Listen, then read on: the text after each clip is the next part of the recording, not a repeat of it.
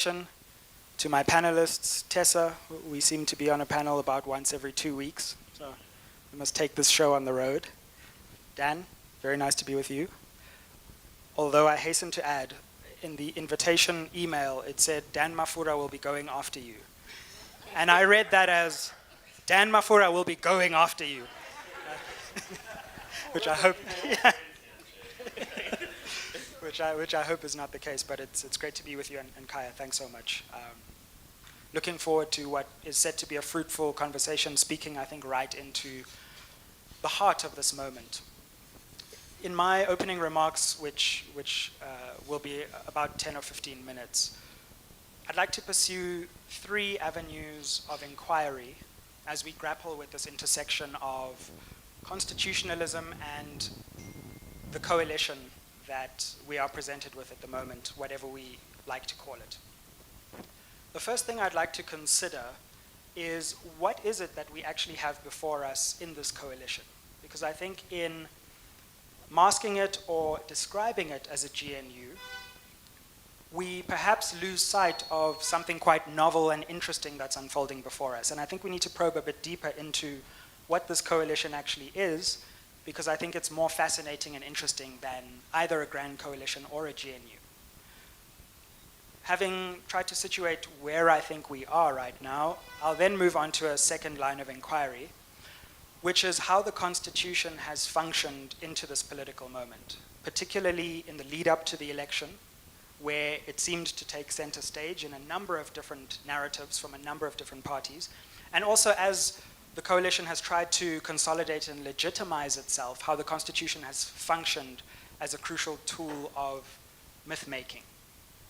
And then finally, to offer some reflections on the wider debate around the Constitution, and to suggest actually that we need to transcend the myths both of the so-called GNU as they pertain to the Constitution and the myths outside the GNU. And as public intellectuals, those speaking on public stages and as civil society, move to a more nuanced debate about the so-called Constitution. So let me begin with where we are right now, because as Chris has alluded to, I don't think that what we have is a GNU, and not for the technical reason that this doesn't conform to the definition of a government of national unity, either in terms of South African precedent or precedent on the continent in Zimbabwe and Kenya, or precedent in Europe, in Italy and other places. Let's leave that aside, because I think there's something much more interesting than a government of national unity going on here, for 2 reasons. The first is that I would characterize what we have before us as a quantum coalition. You know how in quantum mechanics something can either be a particle or it can be light, depending on when you look at it? I think that's something similar to what's going on here. This coalition is shape-shifting, and at some points it is the traditional GNU that we see, and at other points it actually morphs out of that configuration and draws support from the MK and EFF. So let's actually think about when this coalition has been seriously tested in terms of legislative decisions.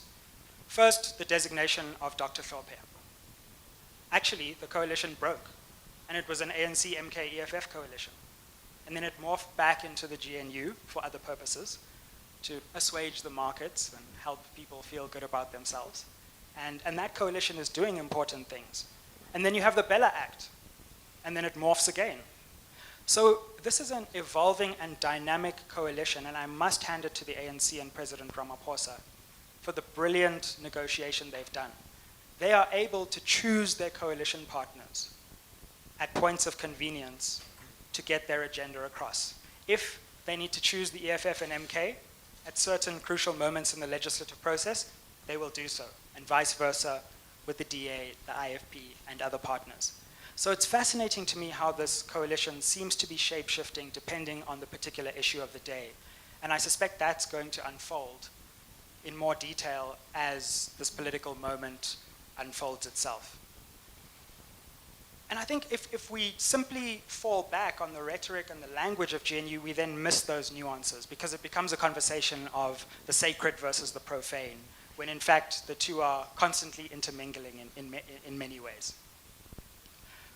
Secondly, although we're in the early days of this coalition arrangement, I suspect that it will be evolving as well in terms of the formal partners who are involved. I don't think that this is the final grouping. In fact, it has already evolved many times as it has brought in new partners and already dispensed with some. To be fair, that partner only has one seat in parliament. Yeah, they dispense with themselves, basically. But I wouldn't be surprised, for example, if the coalition hit rough waters, and if the DA decided to walk out, that the ANC wouldn't say to the EFF, hey, there's a seat at the table, would you like to come in?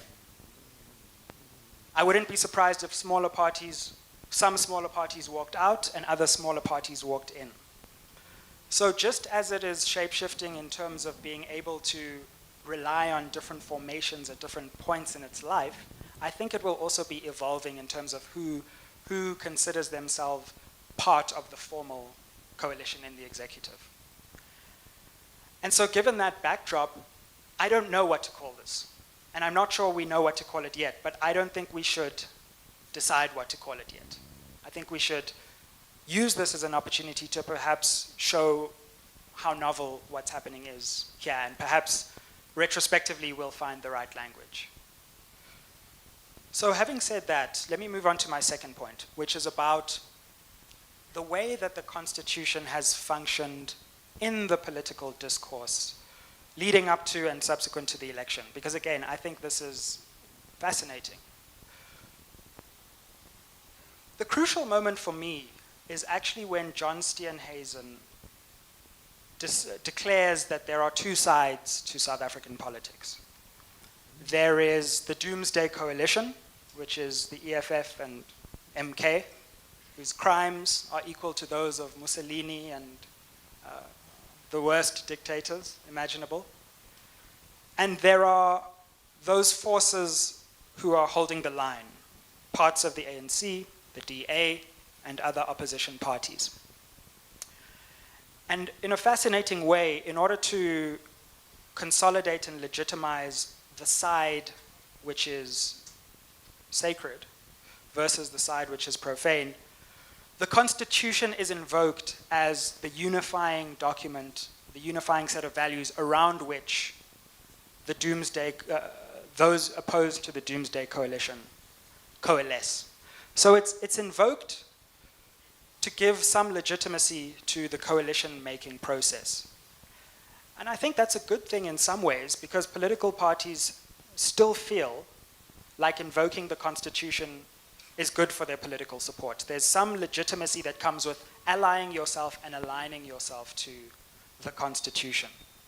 I don't think it has anything to do with the Constitution itself, because I think the DA acts in unconstitutional ways often. It has to do with the conjuring of the Constitution as a myth and how it functions to legitimize certain political interests, which I think is interesting. And subsequent to that, I think the GNU, quote unquote, has again tried to consolidate itself around the Constitution, invoking it as a myth. I hasten again to add that many parties in the GNU do horrendously and heinously anti-constitutional things. Let's just take the Patriotic Alliance for a moment. Their avowed position is to suspend the Constitution so as to mass deport. Well, I won't continue with the quotation. Couldn't be more anti-constitutional than that. The DA's position on affirmative action, I think, is anti-constitutional. And goodness me, if state capture and ANC corruption is not anti-constitutional, then what is? So it's not so much whether we believe that they legitimately believe or pursue the Constitution, but that they rely on invoking it for political purposes. But equally important, I think, is that those outside the current formal coalition arrangement, have invoked the Constitution as a myth against which to rail.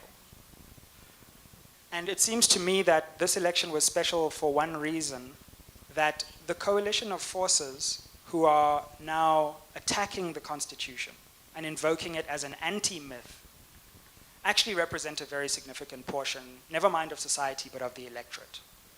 So MK's frontal attack on the Constitution, terrifying and worrying as it may be, is perhaps the first time that we have seen a political party brave enough to come out and say that we are avowedly against this particular constitution. And a lot of MK rhetoric centers around ousting the Constitution and replacing the very idea of constitutional supremacy. And it's easy to satirize that position, but I'm not so sure that satirizing that position is a wise move, to the extent that there's something resonant and increasingly resonant in our society when you invoke the Constitution as an anti-myth. Now, I again rush to say that just as the EFF, which I think is quite different from the MK, and MK often rail against the Constitution, they too actually agree with a lot of the Constitution. Just as parties in the GNU do unconstitutional things, so EFF and MK actually are quite constitutional despite their rhetoric. So there's something quite interesting going on there about who says they're a constitutionalist and isn't, and who says they're not a constitutionalist and is. So for example, when you ask people who are ardent supporters of the Constitution, do you think Chapter 9 institutions are perfectly formulated? Oh, no, we need to reform them completely. And then you say, well, is Parliament appropriately formulated? No, big changes to Parliament needed. Does the president have too much power or too little? Oh no, we need to massively change the president's power. So actually, if we take away the language of do you support the Constitution or not, what we find is that many people who are constitutionalists have problems with the Constitution. But similarly, if you were to ask someone in the EFF and MK, do you think we need freedom of movement? Probably say yes. Maybe they would disagree on certain forms of constitutional jurisprudence, but I think certainly within the EFF, death penalty, questions of queer equality, gender equality, marriage equality, there would be broad agreement with some of those propositions. So I think what's really going on in our society is not so much a debate over the Constitution, but a debate over how the Constitution should be invoked and for whom it is to be invoked. So let me conclude then with a position that I would like to stake out. The constitutional debate is often divided into those who are triumphalists, who think nothing should change and the Constitution is perfect, skeptics, who aren't sure, and abolitionists. I think there are problems with all those positions, and I'm happy to concede that perhaps my critiques of the Constitution have not taken enough cognizance of the obvious moral progress that has been made because of the Constitution. I don't think that anyone in society, if you're really honest with yourself, should take a position on the Constitution and paint in these broad brushstrokes. I think a much more nuanced conversation is, what should we be triumphalist about? Because I think there are genuinely reasons to be triumphalist about certain forms of constitutional progress and certain leaps in constitutional jurisprudence. There's just no doubt about it. But there are also things to be skeptical about. And what are those things to be skeptical about? Those things where maybe we have mixed feelings. And then, what are those things that we are abolitionist about? And maybe we think just cannot be redeemed.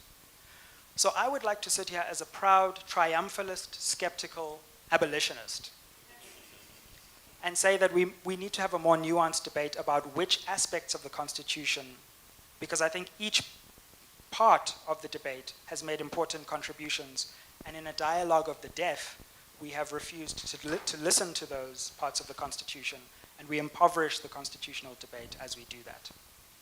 Thank you.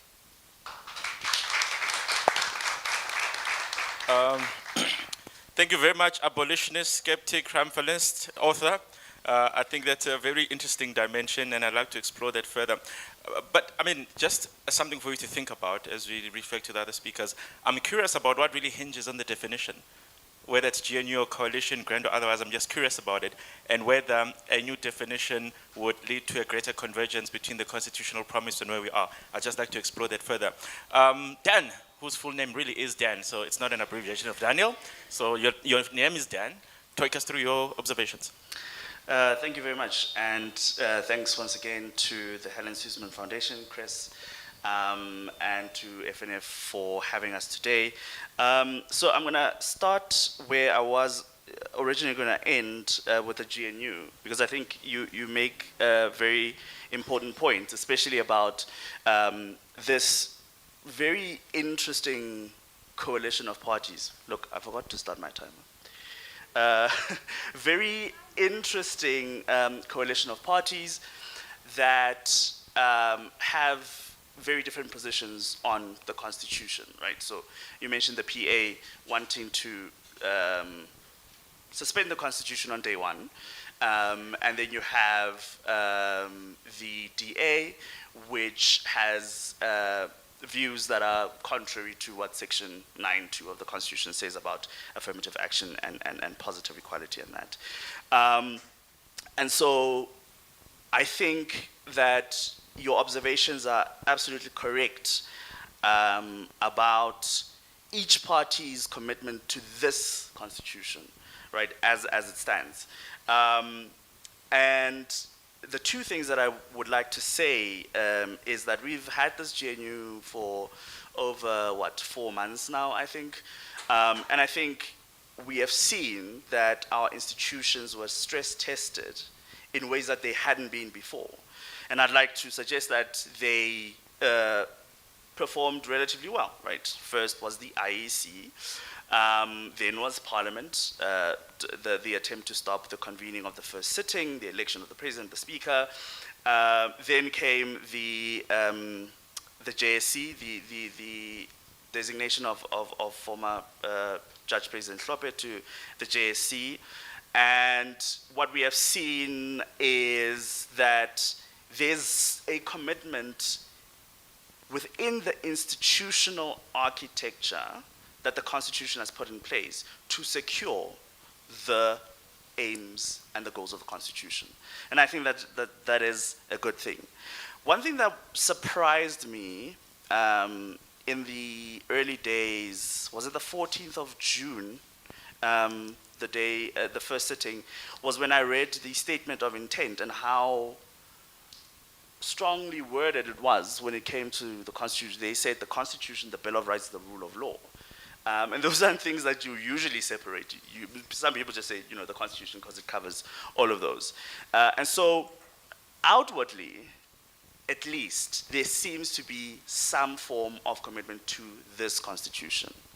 Whether or not that is true in reality is a different question.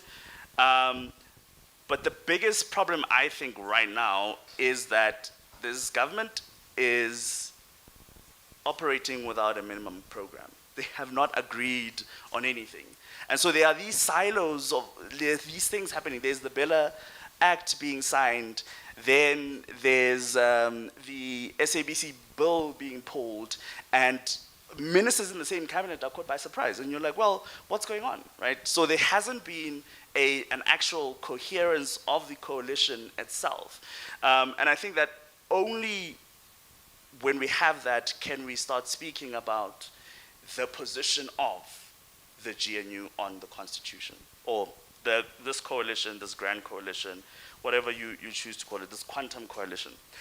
But I wanted to talk actually about, first, to get some conceptual clarity, because when we talk about constitutionalism, we're not just, or at least when I speak about constitutionalism, I'm not just referring to the Constitution of the Republic of South Africa, 1996, not Act 108. I'm talking about the belief in the idea that the source of all government power is a fundamental body of law called a constitution. And a constitution can take many forms. The UK doesn't have a codified constitution, but they have a constitution. We have a codified constitution. But what is important about understanding constitutionalism in a way that transcends the particular constitution at the time is that it posits a very radical idea that government power must be limited by law, by the same law that enables or empowers that very government, right? And it is this idea that is facing a lot of backlash. And I'm glad you brought up the MK.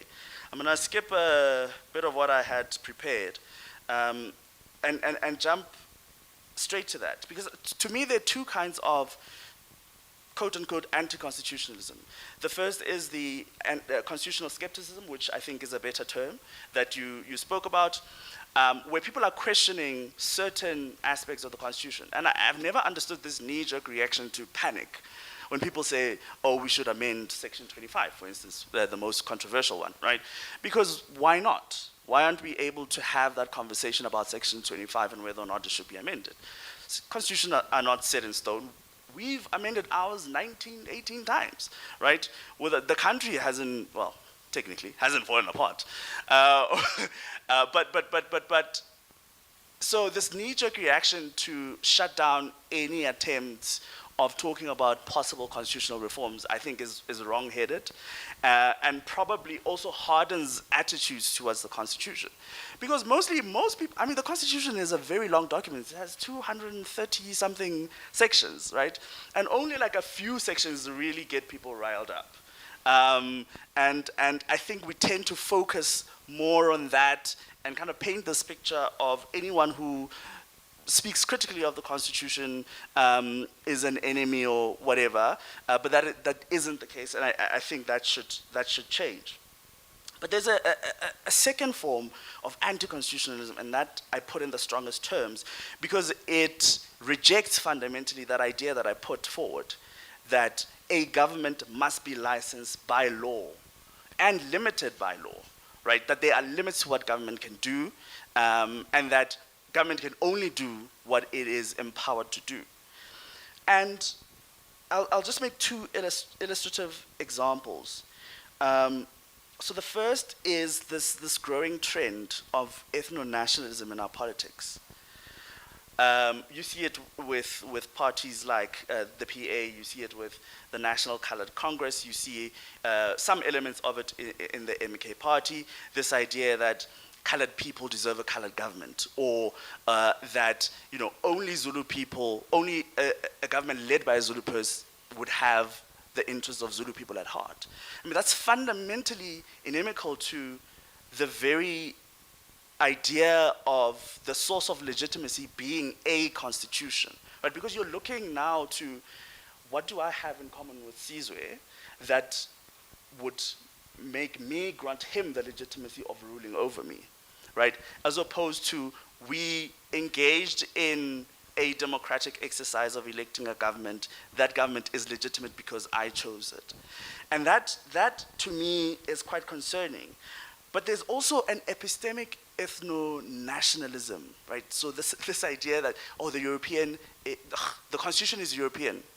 So therefore constitutionalism is un-African and we should abandon it, right? Judges who enforce the Constitution are, to quote Lindiwe Sisulu, mentally colonized, right? And so their decisions, this is polite company.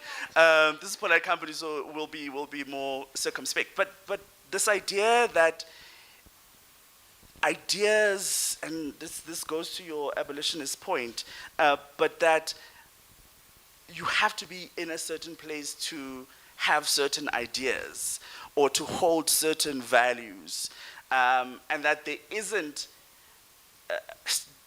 maybe this is just the liberal in me speaking, but there isn't a universal way of thinking about what a good society looks like, what a good government looks like, right? And we see a lot of that seeping into public consciousness, right? where we just throw the Constitution out, we throw court judgments out, we completely disregard them, because anyway, this Constitution is European, it's colonial, and whatever else. Secondly, there's a strong anti-democratic current that underlies this anti-constitutionalism. And the first is this appeal to the idea of parliamentary sovereignty. Now, an obvious counter is, well, the UK has parliamentary sovereignty and, it's a democracy. And, well, the UK, a British politician named Lord Hailsham disagrees, right? He called it in 1976 even an elective dictatorship. The idea that once a government is in power, which is what happens in the UK, they can pass any law that they want, uninhibited by any law that came before, uninhibited by any fundamental body of law that exists outside of the everyday politics of lawmaking in Parliament, right? So, and what tends to happen we know this from our own experience in South Africa with the apartheid government and the constitutional crisis of 1950 to 52 with the Harris cases and the cases about taking the franchise away from colored voters, and how that led to a collision between the government and the courts. What tends to happen is that it's not really parliamentary sovereignty, it's executive dominance, right? Because the government gets to introduce the bills that they want because they want to achieve certain ends, and if they have a majority, no one can stop them. And all a court can say is, oh, well, did you follow procedure? Yes, okay, then it's fine. That's not democracy in the true sense of the word, right? But then there's also another thing. I'll leave that for later, but there's also another thing. This growing appeal to the idea that traditional leaders should have actual state power. That it's not enough that we pay them for existing, basically, but that they should have actual state power, right? That they should get to exercise power over the lives of people. And that's fundamentally undemocratic and anti-democratic, because where do traditional leaders come from? You're born into a family, and then people just say, oh, well, yeah, you're born into the right family, then you get to have power. And this is an idea that is championed most chiefly by the MK party, right, which says that if they were to get into government, they would replace the upper house of parliament, the National Council of Provinces, with a house of kings and queens and traditional leaders. And that they would establish a new arm of local government where chiefs get to govern. No democratic mandate. Now, imagine you live in rural Rustenburg, which is where I'm from.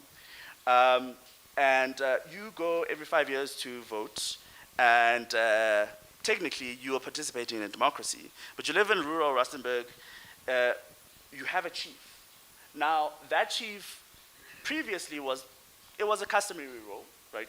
It's a cultural practice, and we accept it, we respect it. But now this person exercises actual state power. You do not choose for that person to be your leader. You never can, because that's how traditional leadership works. That's how royalty works, right? And so it's quite concerning to me, and I think that maybe we haven't thought about this seriously, but the implication of what the MK is talking about, and as you said, the fact that it has such a huge resonance, that is a problem that we have to think very seriously about. To stop haggling about this constitution. This constitution is going to change. All constitutions change. It's not set in stone. But are we committed to the idea of constitutionalism, that we get to consent to who governs us? Or are we just happy to accept that someone born into some family from however many years ago can exercise power over your life? I'm actually going to save those 2 minutes to come back to later. Thank you very much. All right. Thank you very much, Dan. And yeah, I think that lack of a binding program of action makes it difficult for some of us to imagine that it's going to survive the test of time. But we've got about 4 years and 8 months left to find out. I don't think we're going to get them. Tessa, my favorite colored person. Talk us through your reflections on what we've had since that fateful day in May 2024 when South Africans said, actually, we kind of want to try something different, don't we? Firstly, did you ask other colored people if I can be your favorite democracy issue? So I'm going to step a little bit before the 29th of May to say that we were engaging with communities and voters. So when I say we, I mean the Rivonia Circle. It might be a swear word now in South Africa, but that's a different story. We decided to do something which we called voter-to-voter engagements.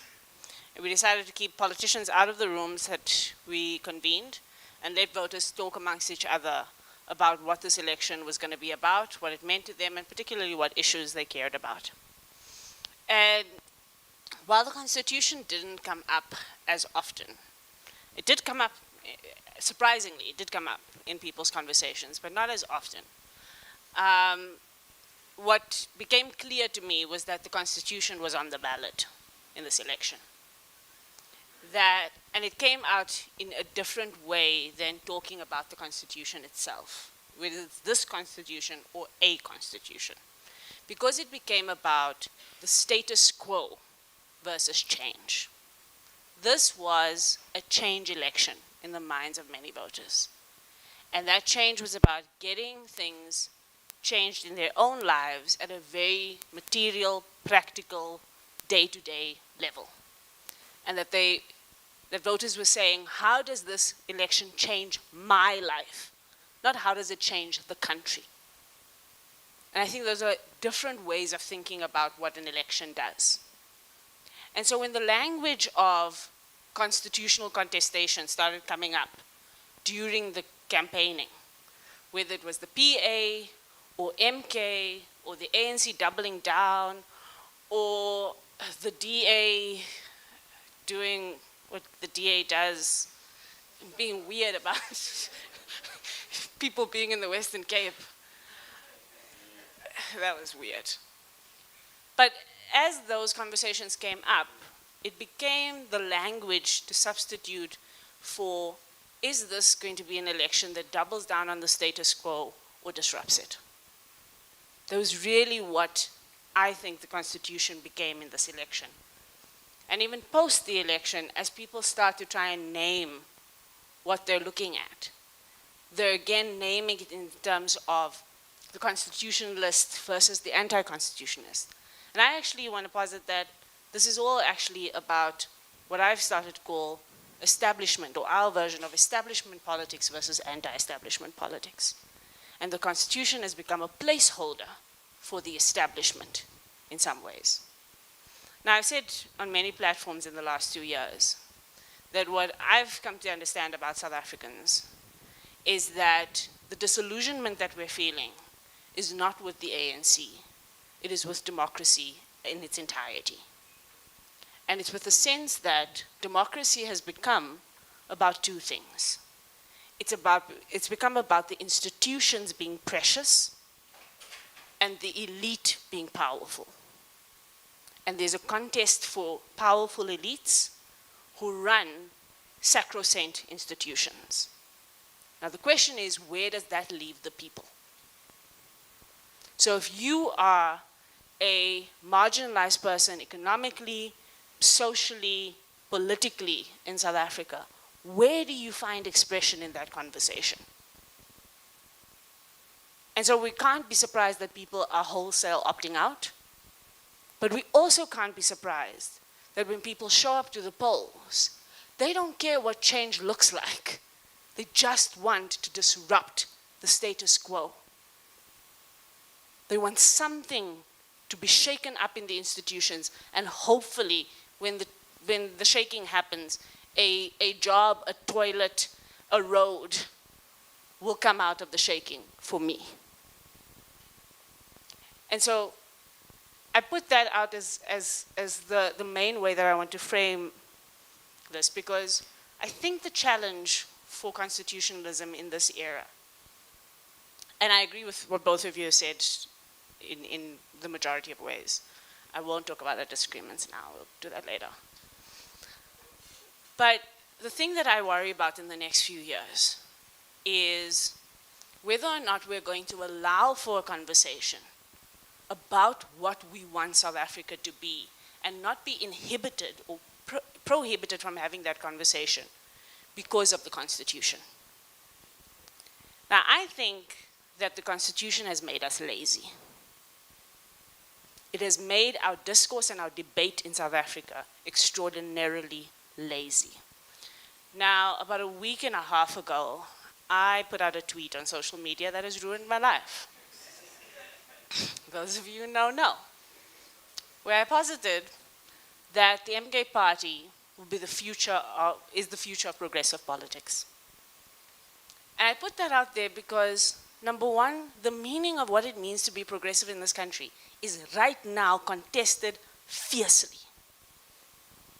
And so what it's going to mean to be progressive into the future is not clear to anyone right now. And anyone who says they know is lying. And that's the way it should be. In the same way that constitutions should be debated, because they can change. We must understand that our concepts of how we characterize society also change and evolve, but they do so under political and other kinds of contestation. And if we pretend like that contestation is not happening, because we're so married to our versions of what those ideas are, of what a constitution is, of what progressive is, of what parliament is, if we are married to the ideas, we will miss what people are contesting. And the people who do contest will win whether they're right or wrong, because no one else got into the arena. MK will be progressive if they're the only ones actually contesting what it means to be progressive into the future. Right? So I think there's an opportunity here for us to have a broad conversation and ask ourselves, number one, the Constitution was set up as the social contract. Is it, in fact, a social contract? Or has it become a legal contract that is meant to discipline South Africans into progressive values? Because if it is a social contract, that means that there is buy-in to it. That means people know what is in it. The majority of South Africans don't know what's in the Constitution. When last did you even see one? In the early years of the Constitution, it was available, the pocket size, in every language. It was meant to be in everybody's hand. We gave up on the work of popularizing, engaging with the Constitution, and getting people's actual views on what they think it means. And we legalized it. We made it a regulation. We've made it a stick to beat people over the head when we disagree with them. It has made us intellectually lazy. And so when people say, I don't agree with what's in the Constitution, we don't even ask them, have you read it? We don't ask that question. We don't ask, what do you mean? Which part don't you like? What can we engage on? What can I convince you of? We just say, oh, then you are a bad person. You are conservative. You are anti-democratic. In fact, the most democratic thing to do is to listen and to engage that person and assume they come from a good place because they also want a better South Africa. One of the problems is we have refused to listen to each other in South Africa anymore. We are an echo chamber on top of echo chamber. And anyone who doesn't sound like us, we don't have conversations with. Now the GNU is in an interesting position because in their ranks are people who feel very differently about the Constitution, both in terms of whether we should have one and what's in it. And if the GNU uses this as a moment to actually sit 10 political parties down, if they said we are having a constitutionalism retreat, I would take them very seriously. I would say Cyril is earning his money, thank God. Because maybe that's what they need to do. Use the opportunity of being around the table to actually figure out what do they agree on, what don't they agree on, what is a minimum program that they can actually bring to the South African public and sell as part of the social contract that we create together. Engage the parties that are outside of the GNU. Because, again, if we don't have that nuance, all the MK is going to need to do is they're just going to need to point to the establishment and say, all of those guys are the same. They all don't care about what you think. They care more about their institutions and their institutional power than you. And we are on the outside of all of that. And we are going to save you from them. That's it. Even though if you read their constitution, there's so many parts of the constitution they agree on, it's crazy. And so I want to just bring that into the conversation that we have work to do to actually build a social contract in this moment and not let the fact that we have a constitution get in the way of us building a bona fide social contract and an actual future South Africa that we all agree on. The other thing that I want to say is that the way that we decide to go about this needs to start from where people are at, right? Now, there's an inherent problem with liberal democracy around the world, and we're seeing it, right? Even the countries, especially countries like ours that tick all the democratic boxes. That problem is the influence of capitalism on democracy. And we are going to have to confront that particular problem. Now, how's that problem showing up? Number one, it's showing up on the influence of money on governance and politics. It's showing up in the ways in which individualism and individual interests are trumping collective interests. It's showing up in the ways in which we are dividing and fragmenting. I would like to say to you that when they said 2024 is our 1994, I didn't think that we were going back to like 1993. Literally, we are as fragmented now as we were then, if not more. We have gone back to our ethnic silos, our race silos, our class silos, and we have reinvented them with vigor and vim. I don't think that's what we intended, but this is where we are. And all of those things are linked into the kind of economics we have chosen and we have gotten trapped into, at least in the last 50 years of society. Now, this gets complicated, and I'm not going to get into the complications around it.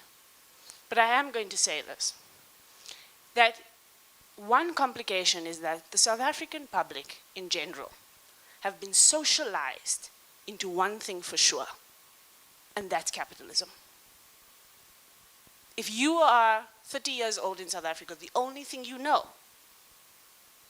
is the kind of economic systems and the kind of economic logics that come with the kind of system that we've chosen. And the kind of democracy you have has been influenced by it. We have the work to do of socializing and re-socializing the society. And we cannot just say, as long as there are rights, everyone's fine. As long as no. Because the economic part comes down to bread, butter, food, and toilets. And so that's why the economy matters as much in this conversation about the Constitution as our political system does.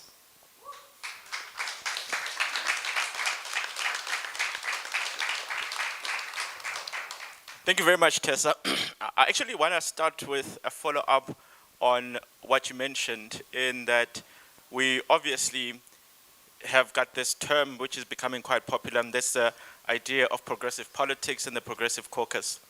And when you eventually tweeted what you tweeted last week, I suppose the curiosity for me was, how does a person who heard in the lead up to May and after May that if you happen to be a girl who's pregnant below a certain age, you're getting shipped off to Robben Island, knowing the prevalence of, sexual deviance that exists within our families? And how do you, as a citizen who cherishes your personal freedoms, reconcile yourself with the idea that a party that says that a king must be born into a position of authority, how can that possibly translate into the idea of progressive anything, never mind progressive politics?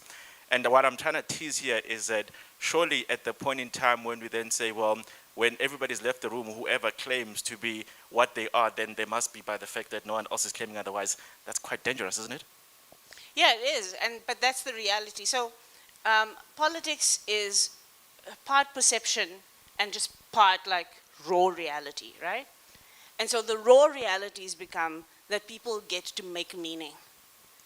And that's what MK has done with the word progressive at this point, is they're making meaning. So I've said that the way that MK has gotten to the point of being able to use the word progressive is, number one, there's not been a lot of pushback. So there have been very acute examples like that one, but there's not been a full kind of narrative pushback around why that is a problem. So there's also an assumption that we all know what progressive means, all in the same ways, all at the same time. And I don't think that that's true. Again, there's this laziness that has seeped in. But also there are parts of what MK say. So MK has posited that they are pro-black and pro-poor. In a racist society, being anti-racist is to be pro-black. And in a capitalist society, to be anti-capitalist is to be pro-poor. So they get to then create that part. And that's why they've hooked into that, I think, as the way to demonstrate their progressiveness. Because they're not all, so I think they're socially conservative more than they are economically conservative. And so they get to link into the parts of themselves that would be considered progressive, that are progressive. And they get to just shun away the parts of themselves that are not. Yeah. Dan, I'm curious about this idea of hijacking particular terms. So whether it's the term the GNU, which some people may claim has been hijacked by a grand coalition, or even this idea that a party that is anything but progressive can simply claim the term and then we have to go with it. What are your reflections on that? Yeah, so, I mean, I was taken aback by your tweet. I think you are. But I won't abuse you like you've been abused. So, I don't want to go into a rant about how nothing means anything anymore. But I think Tessa has a point about how there hasn't been pushback, right? Against the MK's self-branding as progressive. But I think that there has to be an objective baseline, right, of what counts as progressive commitments, right? And I mean, in South Africa, it's very easy to be pro-black. I don't think that we should start there, right? I think there are serious issues around housing, around the distribution of wealth, around gender inequality, around violence, around our education system and how it has failed us. And I think a party that takes the position that you outlined, that we ship pregnant teenagers off to Robben Island, and teenagers who more likely than not are the victims of statutory rape, is disqualified for that very reason from ever adopting the label progressive. But I guess, again, because we don't have an organized progressive front that can actually claim or lay claim to that label, to say that we are the vanguard, sorry to use that Marxist term, but we are the vanguard of progressivism in South Africa. It's easy for someone to weasel themselves and adopt very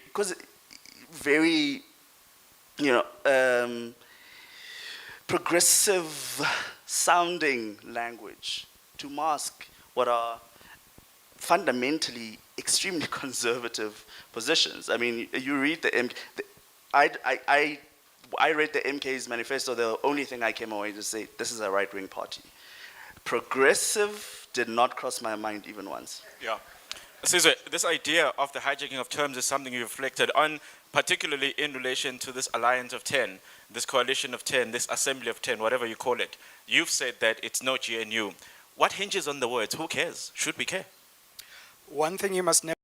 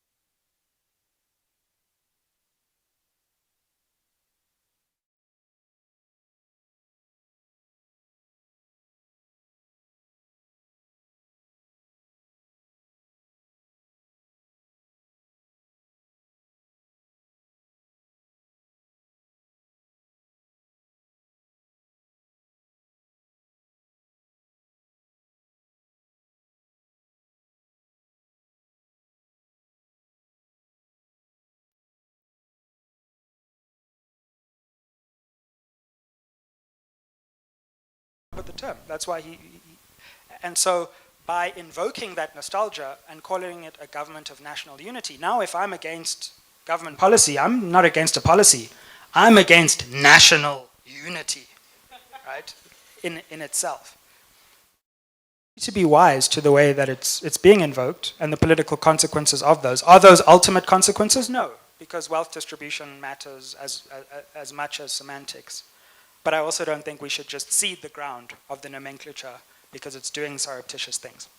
So here we are with a constitution that is probably unlikely to be changed anytime soon when you've got 10 people screaming across each other in the room. And I think earlier on we had a idea of policy making. So what I've said is that for 30 years the ANC had the open corridor. They could initiate something and then execute it because nothing could stop them. And that obviously had the risk of coming up with suboptimal policies. But as it turns out, as the term progressive commitments comes through, when you look at the policy orientation of the ANC, progressive commitments are everywhere you look. Progressive commitments have been encaptured into this particular constitution. The fact that that hasn't been delivered seems to have then created the type of democratic disillusionment that Tessa refers to, where people say the system is not working for me. So even Tessa, under your iteration of let's have that constitutionalism retreat, don't we then come back with exactly the same document? Well, it depends on what you do at that retreat and whether there's a bona fide commitment to actually trying to figure out what do these things mean in real terms. And so my sense about it is that we don't start with the document, we start with the things that need to be done. And that there's been too little conversation in South Africa about what needs to be done. And the things that we can agree on, I think, are much easier to see when we're focusing on the practical stuff, right? So I'm now kind of toying with the idea of what does a practical progressive politics look like? Where we don't measure progressive only on the basis of rights, but also on the basis of a plan of action that actually changes people's lives towards those rights. Then you can start making claims to how progressive you are. And I think if this government has any opportunity, let's start with the things that need to be done, and the people who agree on those things, those are the people we move forward with. Somebody could argue that we do that on a continuous basis in that at the beginning of each administration and sometimes at the beginning of each particular year we then agree this is the program of action.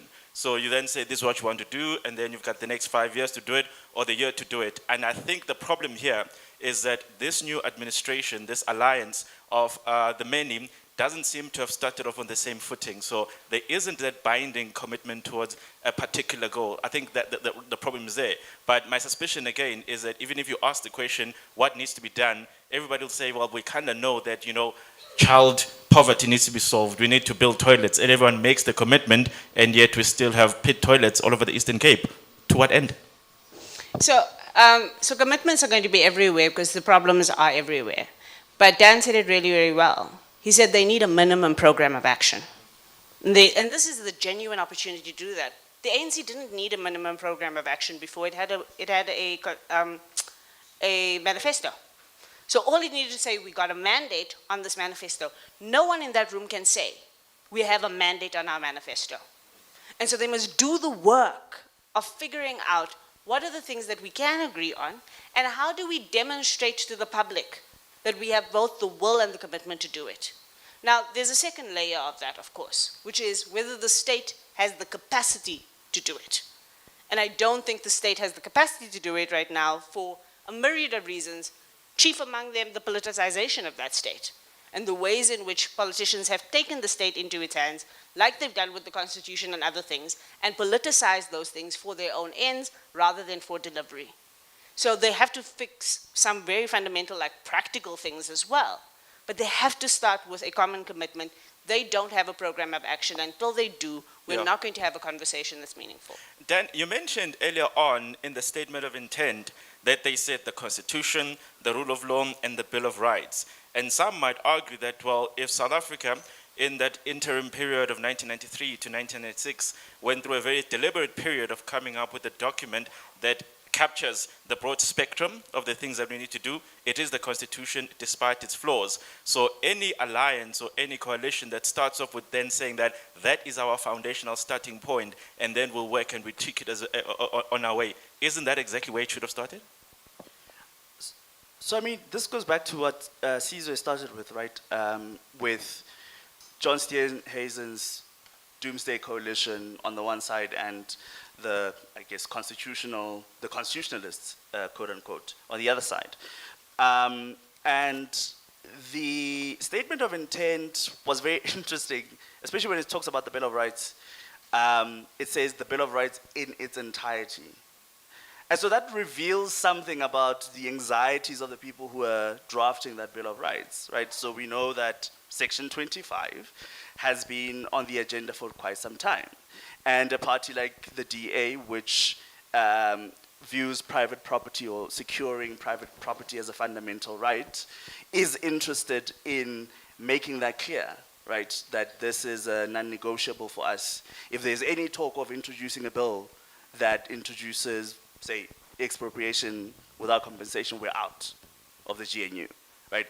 And so, to me, as I read it, it seemed like a way of soothing each other's anxieties about what kind of policies are going to come out of the GNU. And I think this is a very interesting exchange that you've just had, because what we've seen in the populist turn in our politics is the Constitution is the problem. It's the scapegoat. All of our problems, we put them on the Constitution, right?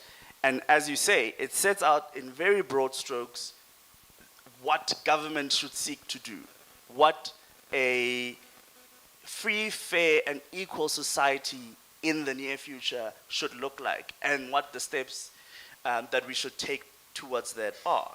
So the question is, has government policy over the past 30 years, for example, made the right in Section 27 to social security, has it made it concrete in a way that it has fundamentally changed people's lives? Because one criticism of the Constitution, and there's, sorry, just a side note, there's this conflation, right?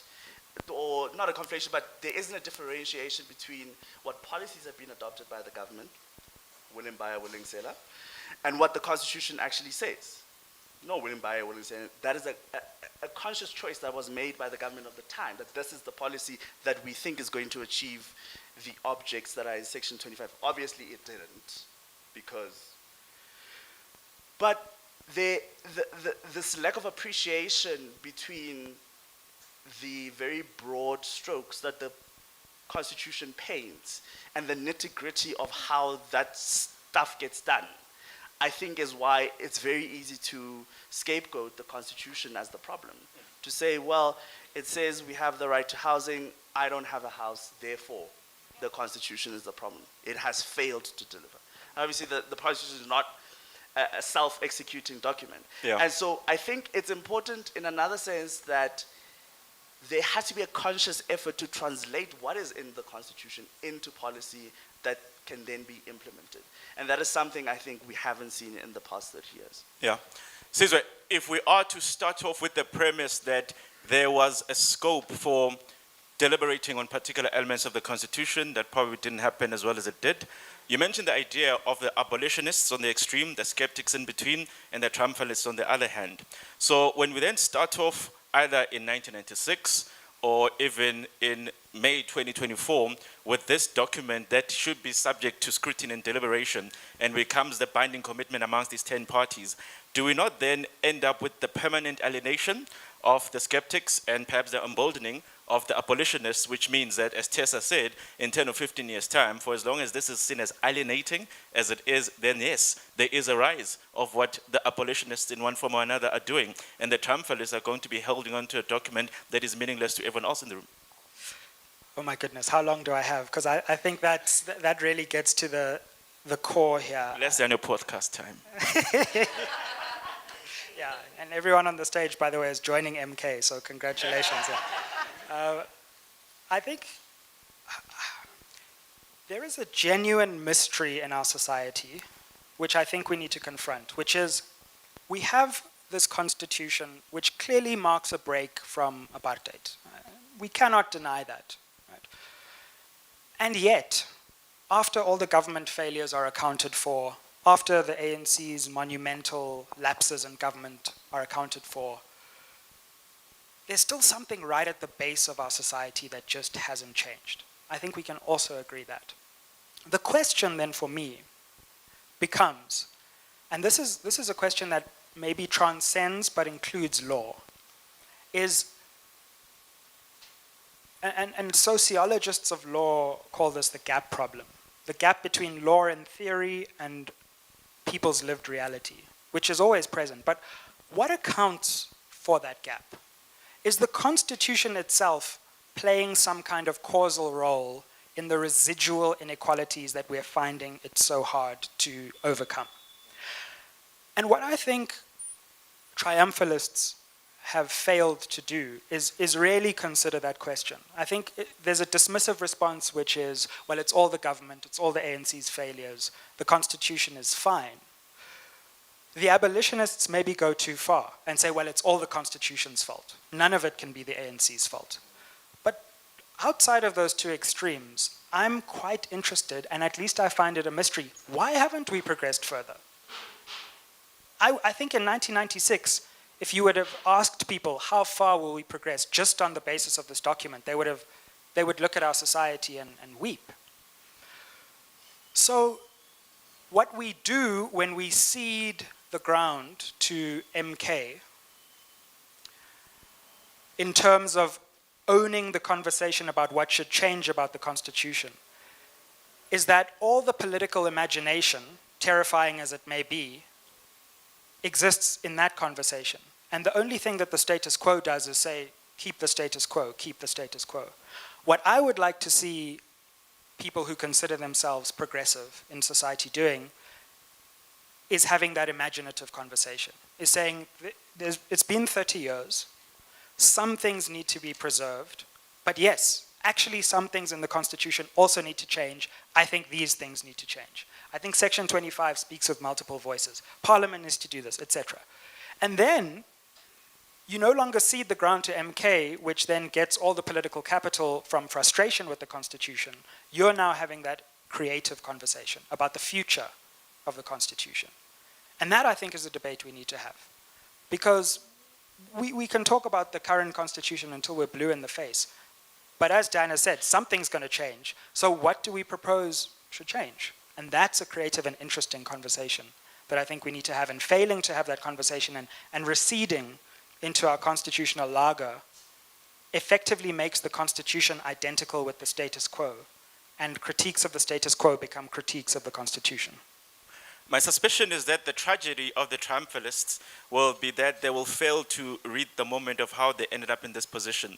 Because if we are to take the position that the ANC in one form represents the triumphalists who defend the Constitution because creation and its oversight for so many years, then you kind of work out that if they can't link their inability to work and evolve it in a manner that enables it to be relevant to society, and they lose electoral power as they've done, if they fail to create that link, I think the triumphalists will find themselves even more sidelined in the future. We'd like to ask the audience for their views and insights. We've got a couple of mics here. Keep in mind that I'm the only one who gets paid to do preambles, so please get straight to the point, ask us your question, and then we can enable as many people as possible to participate. I see there's a hand here on the right. I'm not saying he's a right wing, but he will probably, that will emerge from the discourse. And then there's Hopewell in the middle, and then there's another hand on the left. If we can start there. Let's do three at a time, and then I'll... All right, thank you.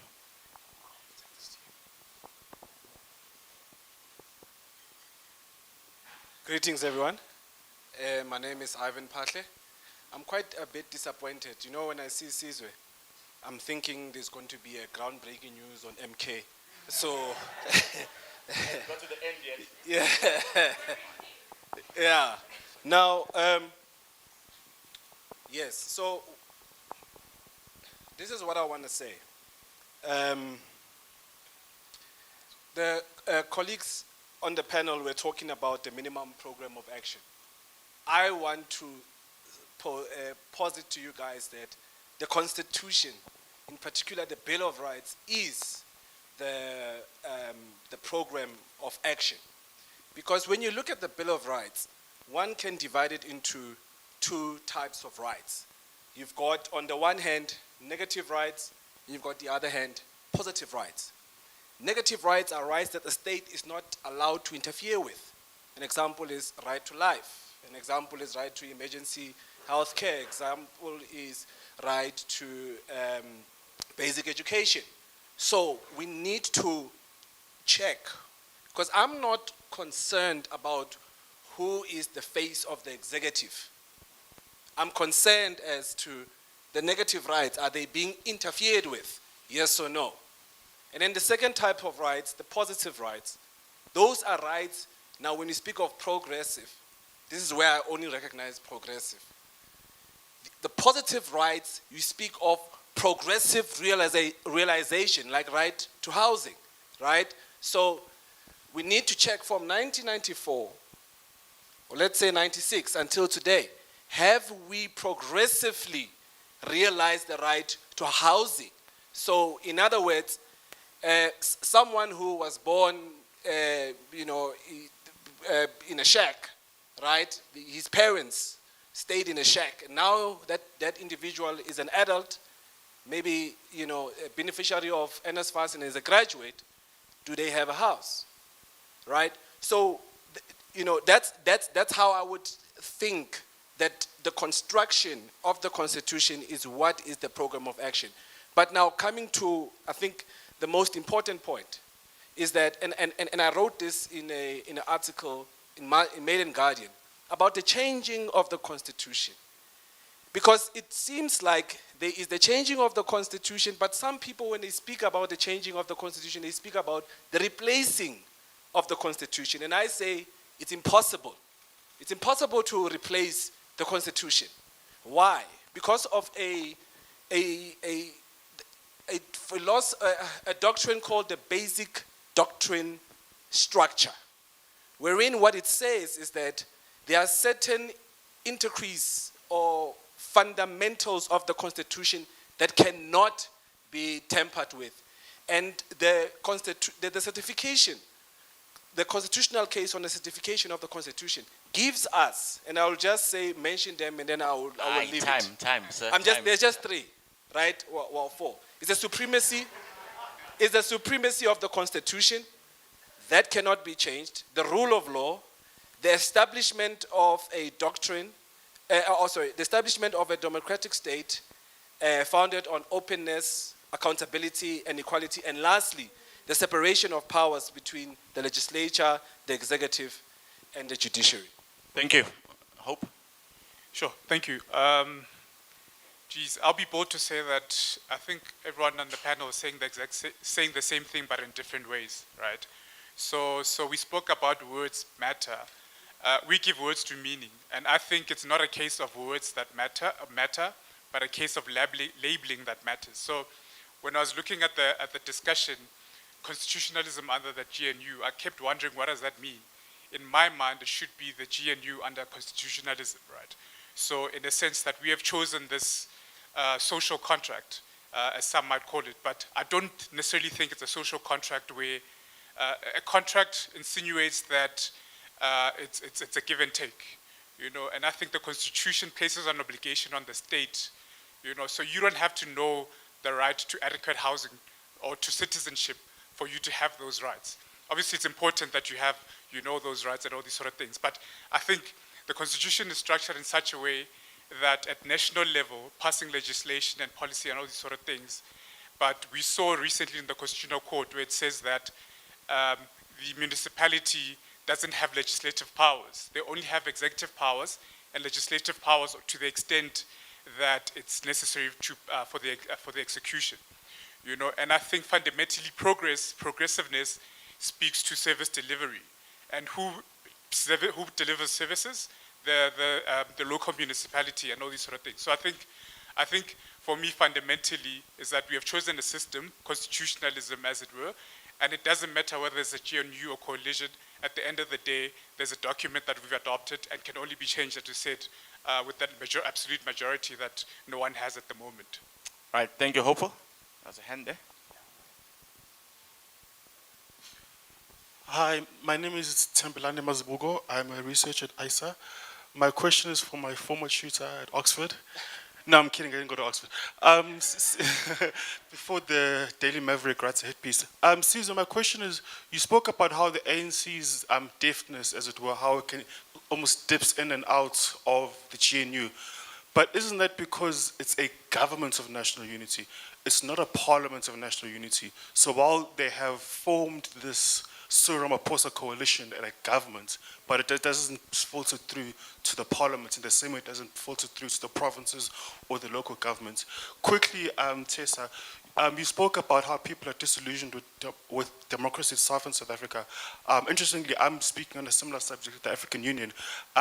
And obviously you've had elections in Zambia, in Botswana now, where there's been a change in liberation movements. So my question for you is, and obviously there's this narrative around that liberation movements are dying out, people are tired because of bad governance. In South Africa, what you're saying, does it also apply in those other countries that people are tired of democracy, or is it issues of governance, corruption, as you see in the media? Thank you. Caesar, we'll start with you. Thanks so much. I won't endeavor to exhaust all the different points. Just safe to say, Selo, to your point on the basic structure doctrine, which I know has found favor in jurisdictions like India, where there actually literally is no way, according to certain schools of jurisprudence, to change certain aspects of the Constitution. That's where I think the debate really is now. And Dan made an interesting point about nomenclature, which I think we need for further conceptual clarity, because constitutional supremacy seems to be what is up for grabs at the moment. I don't think the MK is anti-constitutionalist, right? Because I think even in a parliamentary sovereign country, you still have a constitution. I grant the point that Lord Hailsham took a novel perspective, but I think most people would say Britain does have a constitution, even if it's uncodified, but it's not supreme. So what MK is really targeting is the idea of constitutional supremacy, not necessarily constitutionalism. They want a different constitution where the constitution is not supreme and parliament is supreme. And I must say, contrary to popular belief, I find that a repugnant proposition. I, for one, agree with constitutional supremacy, but I don't necessarily agree that that has to come in the current specific form of this constitution for all time and everywhere. So I think you can be a constitutional supremacist who takes issue with the current form of the constitution in certain ways. And I think we need to delineate some of those questions. I think it would be dangerous to say that certain aspects of the Constitution are never up for debate, never up for grabs. Of course, there are higher thresholds in Parliament to change the Constitution, which I think is appropriate, but I still think we're young enough that we haven't settled certain constitutional questions. In terms of the government of national unity, I would say that a government is more than just its executive, partly because our system requires that the executive be part of Parliament too, and a lot of what government does is bring legislation to Parliament and then get Parliament to vote on it and conceive of that legislation. And maybe one of the things that's got lost in the ANC's subsequent failures is just how incredible the early Mandela era was in instituting a raft of legislative changes, which we still live with today, from land restitution to labor rights, etc. And that takes me back to one thing that we all agree on. Where on earth is this government's program? It lives and survives on PR and inshallah. We have no idea what legislation it wants to introduce to change our society. We have no idea what its economic policy is. But because it invokes the Constitution, we give it the benefit of the doubt, and it knows that. And so I would implore all of us to stop allowing the invocation of the Constitution to give a government, which is just like any other government, the benefit of the doubt and an infinite leash. Yeah, so maybe, okay, let me clarify in case I wasn't not clear. The UK does have a constitution. Every society that's ever existed has a constitution is a conceptual necessity, right? It has to exist for a society to function. There has to be some form of division of power and allocation of responsibilities, and the question is, do they adhere to constitutionalism? So for instance, what are the limits on the UK Parliament's powers? None, because it's supreme, right? But the very idea of constitutionalism is that you are empowered by law, but also limited by law, right? And so when we talk about constitutionalism, we're not just talking about a form of a constitution where we have what theorists call strong judicial review, like we do in South Africa, where the government can where the courts can strike down legislation and executive conduct. So that's just by way of throat clearing. And then on the point about, so I think there's a slight confusion about the basic structure doctrine. One, we have not adopted it.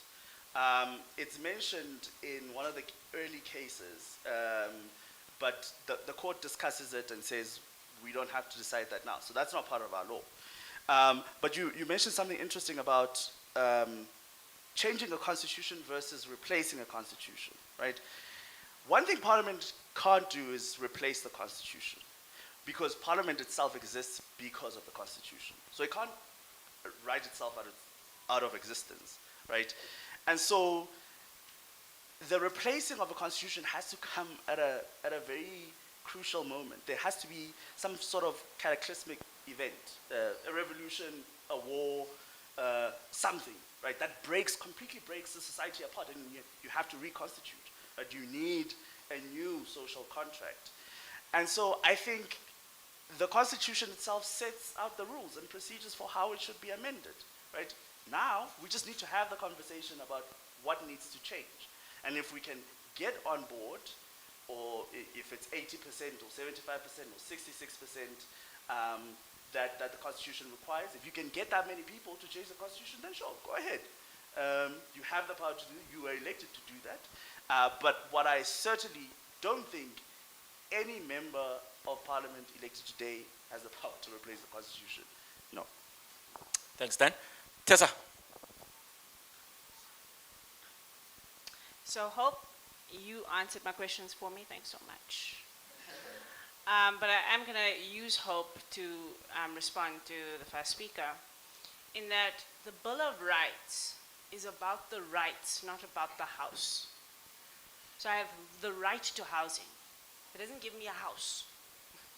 And so there must be another document that ensures I get a house. Series of documents, in fact.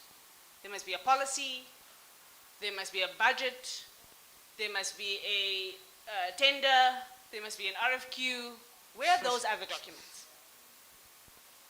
Because when you call the Constitution the program of action, that's why I say I think the Constitution is making us lazy. Because, and not you and I, but the politicians for sure, because they get to go, oh no, don't worry. It's in the Constitution, we're constitutionalists, don't worry. It's coming, guys, it's coming. But then they don't show us, when last did we have a proper housing policy in this country that is addressing the housing crisis that has 6 million people living in informal shacks right now? Where's that document? So the right is not more important than the actual delivery. And that's the point that people are making when they say the constitutionalism doesn't really matter. The Constitution doesn't matter because it's not being delivered on. And I think that's the point. And that's why the program of action is so important. You also can't do everything all at the same time, especially when we've allowed at least 15 years of decay of our lives, of infrastructure, of government and its institutions. And so there's more wrong now than there was 15 years ago. And so we have to have a prioritized program of action that is thoughtful, mindful, and actually doable, right? And politics around the world is starting to show us this, and this is to your point around the questions around democracy. Autocrats are getting to claim, autocrats are getting democratic victories using democracy. Now, what makes that possible? And I'm going to use Trump because it's such an easy thing. Trump has already told us on day one, these are the laws I am signing to deport so-and-so. That's what people want an election to deliver. That's what they want democracy to do. That I tell you what to do and you go and do it. Now, when you don't go and do it, and you do what you want to do, then I don't believe in democracy and its institutions. Now you have autocrats getting people to come and vote. In the Botswana case, in the cases where we've seen change elections, where I don't have the same autocratic pit in my stomach, right? People have said it's an anti-establishment vote. It is a change vote. I am using the democratic institution for change and to do that, pushing back against the establishment. And it's one of the reasons why I do the work that I do. Is because I've asked people, yes, you are disillusioned with the system and these tools. But two things. One is, let's not give up on democracy as a concept in terms of our right to govern ourselves. And I think we must distinguish democracy as the people's right to govern themselves from its expressions and institutions right now that may be failing. And give ourselves the right, because we govern ourselves, to reimagine those institutions, including the Constitution. Right? And then we must use those institutions when we have not had the ability to break them apart yet or change them. As often as we can, use all of its tools to get as much power. So that's why I say to people, the easiest way to change a system is get it in your hands. Otherwise, you have to break it before you build something else. And so I think that that's the impulses that you're seeing there. There's still anti-establishment elections, but they're using the tools that they have for the right reasons. Thank you, Tessa. And money, but we'll get to that one. We'll take two last hands. There's one, two. Hi, everyone. Oh, no. And then you're next. And then Hi, everyone. My name is Zanele. So I've been mulling over the point that you made, Tessa, about the need for a social contract outside of the Constitution. And why I'm mulling that point over is, in my view, the Constitution informs, through its values and principles, the social contract that we should establish, or we should espouse to. So my question to the panel, and to you as well, is what is that social contract that you then suggest, and can we have a social contract that is separate from the Constitution if we see it as merely a legal construct? Thank you. The last hand there. Hi. Yes, I just wanted to make a case for having a constitution. Many years ago, in '96 and so on, I was in an NGO where we were promoting the Constitution and the Bill of Rights and training people about what it means. And then later on, working at the Human Rights Commission, we did the same thing. And I was talking to this young man today who started a youth NGO, and he says they're still trying to do that, to train people about the Bill of Rights and what they are. And just taking on Sizwe's point about how do we invoke the Constitution, I think that is what the challenge is. And not only for people to know I've got a right to housing, a right to health, but how do I actually use that knowledge to go and demand that my right is met? So I think that is what we have to do, and I prefer that because, as you say, the Constitution is a utopian document, but I prefer that to just parliamentary sovereignty. And I'm just reminded of Judge Mahoro, the late Judge Mahoro, who, when there was that issue about the right to life and people were asking about the death penalty, and she had said, well, if we allow the majority to get what they want, then we'll have the death penalty, but the Constitution protects us from that. So I think that is another important aspect. And then lastly, about the Constitution, I think it is about, I think everything is there, it's about delivery. Because as someone mentioned, the municipalities, if they are not delivering, like we were hearing about some of the lakes or dams that have got sewage and things like that. So actually that's a point of delivery that's more important than can the Constitution deliver. It's who is actually in charge and delivering. Thanks very much. Thank you very much for those reflections. To my panelists, if you can reflect on that and also your final word. I mean, constitutionalism and the GNU, will it last? Will the GNU last? Will constitutionalism survive all of this? We'll start with you, Sizwe. Sure. Let me say, in general response to some of the interventions from the floor right now, that yes, I think the Constitution serves as an important foundation, and to Silo's point earlier, but I'm not convinced that we have settled the question satisfactorily yet. Are there new rights that we need to invoke? Are there ways that we need to invert current rights? Should there be a right to land instead of a right to property that gets fettered by an exception to land? So I think the Constitution is an important early foundation on which we must creatively improvise, rather than saying, well, get rid of all of it and start again, or that everything is fine and there's nothing that needs to change. What I would say, though, for the triumphalists in the House, is that we can't on the one hand say that, well, our society is fantastic, no death penalty, people can vote because of the Constitution. But all that bad stuff, that's the ANC, right? Either the Constitution has a causal role and it impacts a society, or it doesn't. But it can't only have a causal role when progressive things happen and never when bad things happen. So when we think of the causal role of the Constitution, it's a complex causal role, because obviously it's not the finger on the trigger ever, right? The Constitution never delivers a house, but it can permit a house to be delivered. So are the permissive structures in the Constitution optimal for a society like ours? Sometimes yes and sometimes no, but I think there's space for debate about creating more permissive structures for economic equity, for example. So the extent to which this Constitution, and this is my final word, is the final Constitution, I think we need to severely contest. But the extent to which constitutionalism itself is good for South Africa, I think the election, all that we've heard from the panelists and MK, serves to confirm that we should remain a constitutional democracy and that we have a lot to build from and a lot to criticize. Yeah, so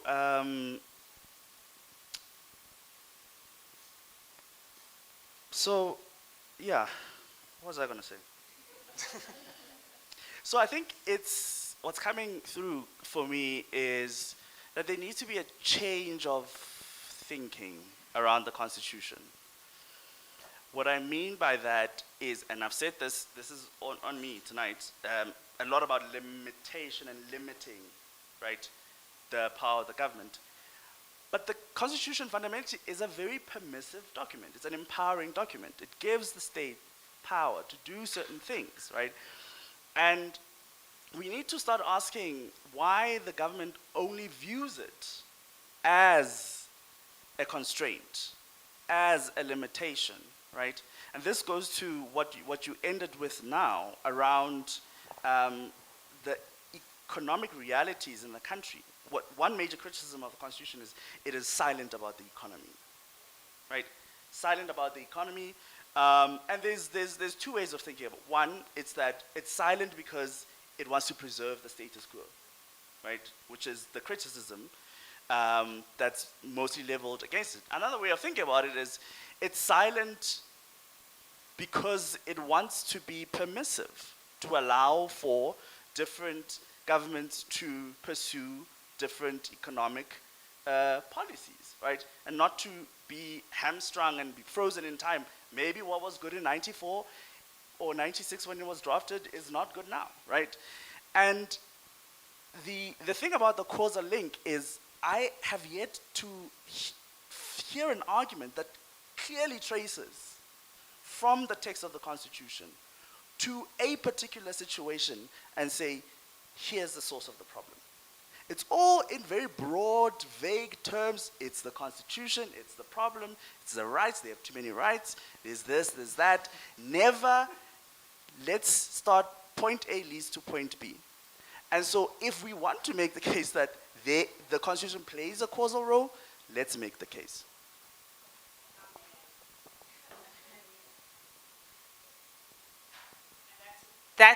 That's the point I was making. The point is we're not having enough debate and discussion and having enough concrete conversations of the import of this thing. both the Constitution and all of the structures, right? And there's also an assumption, and I think we've all tried to rebut that assumption, that the Constitution is here and then everything else just happens and flows from it. That the Constitution is a big part of the social contract conversation. But you can't make a contract that is just supposed to last forever without review, without interrogation, without engagement. That's how you end up being the USA that is talking about the founding fathers of 1862. Why? Yes, sharp, that was nice for them, but it's not nice for us, right? And so I'm not saying we must have a social contract outside of it. I think it's part of the social contract, but we must be open to having these discussions. So if you were to ask me, Dad, where I would start at the word province. Yeah, just erase the thing. Same. Just scrap. It's getting in the way of delivery, guys. It's getting in the way of delivery. We have too many layers of things that are not delivering on anything. Do you see what I mean? And this brings me to the point that you've raised. So I know that it doesn't sound that way, guys. I love constitutions. I love constitutional supremacy. I also love democracy. And I love that democracy allows us to deeply disagree, but still move forward. And if we treat the Constitution like it is an autocratic document that just tells us, and we don't get to tell it back, that becomes a problem for a democracy. So I've had many conversations with people who believe in the death penalty in South Africa. And I have the conversation. I do not shield myself behind the Constitution and say you are wrong because the Constitution says so. And the reason why that's important for me is that's why I spoke in the beginning about the buy-in. We are going to have to convince each other that what's in the Constitution is right. And if the majority of people, let me say, because if the majority of people fundamentally at a social, political, cultural level disagree with that Constitution and do not buy into it, it will become more and more meaningless as people pursue a social contract outside of it.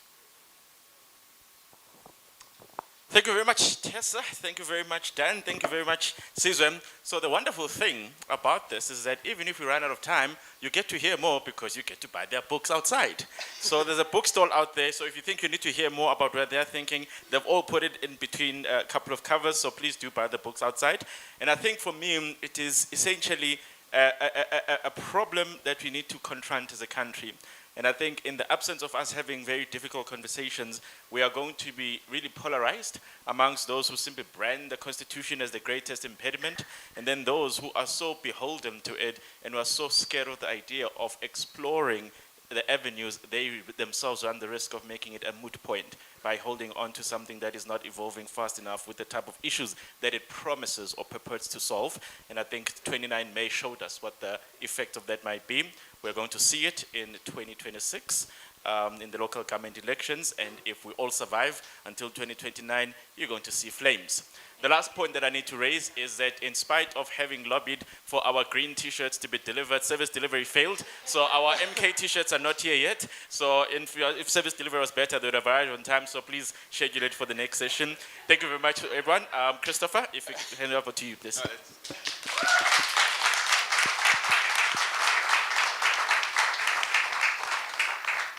Look, there's not much more I can say. I think when we're thinking about this event, I tried to make not too many assumptions about the state of constitutionalism in South Africa, what it is, the politics.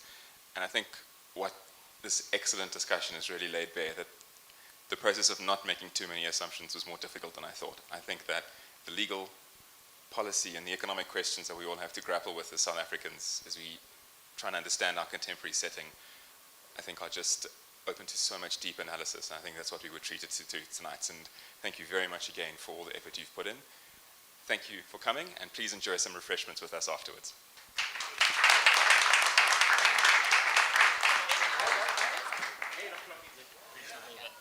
It's a red Audi.